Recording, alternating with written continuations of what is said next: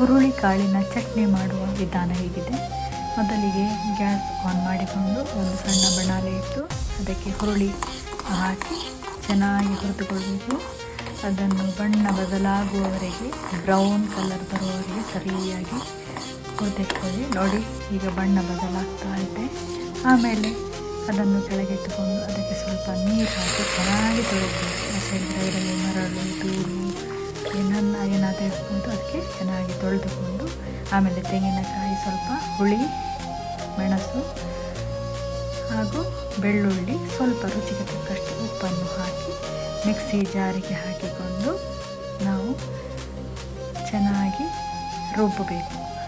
ನಯವಾಗಿ ರುಬ್ಬಾರ್ದು, ತರಿಯಾಗಿ ಚೆನ್ನಾಗಿ ರುಬ್ಬಬೇಕು. ಅದಕ್ಕಿಂತ ಮೊದಲು ಸ್ವಲ್ಪ ಅದಕ್ಕೆ ನೀರನ್ನು ಹಾಕಿಕೊಳ್ಳುವುದು ಒಳ್ಳೆಯದು.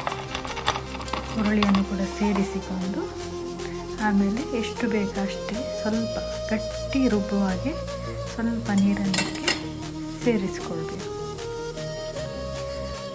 ಅರ್ಧ ಲೋಟೆಯಷ್ಟು ನೀರನ್ನು ಸೇರಿಸಿಕೊಂಡು ಈ ಹದಕ್ಕೆ ಬರಬೇಕು. ಈಗ ಹುರುಳಿಕಾಳಿನ ಚಟ್ನಿ ತಯಾರಾಗಿದೆ. ಬಿಸಿ ಬಿಸಿಯಾದ ಗಂಜಿಯ ಜೊತೆಗೆ ಒಂದು ಪಲ್ಯ ಇದ್ದರೂ ಓಕೆ, ಇಲ್ಲದಿದ್ದರೂ ಓಕೆ, ಬರೀ ಚಟ್ನಿಯಲ್ಲೇ ಚೆನ್ನಾಗಿ ಊಟವನ್ನು ಸವಿಯಬಹುದು. ಮಧ್ಯಾಹ್ನ ಬಿಸಿಲಿನ ಬೇಗೆಯಿಂದ ಬಂದವರಿಗೆ ಮಳೆಗಾಲದಲ್ಲಿ ಒಂದು ರುಚಿಯಾದ ಊಟ ಮಾಡಲಿಕ್ಕೆ ಗಂಜಿ ಬಹಳ ಟೇಸ್ಟಿಯಾಗಿರ್ತದೆ. ಹುರುಳಿಕಾಳಿನ ಚಟ್ನಿಯ ಜೊತೆಗೆ ಬಿಸಿ ಬಿಸಿಯಾದ ಗಂಜಿ ಹೊಟ್ಟೆ ತುಂಬ ಊಟ ಮಾಡಬಹುದು. ಕೇವಲ ಒಂದು ಗಂಜಿ ಚಟ್ನಿಯಿಂದ ನೋಡಿ, ಟೇಸ್ಟಿಯಾಗಿದೆ ನಮ್ಮ ಹುರುಳಿಕಾಳಿನ ಚಟ್ನಿ.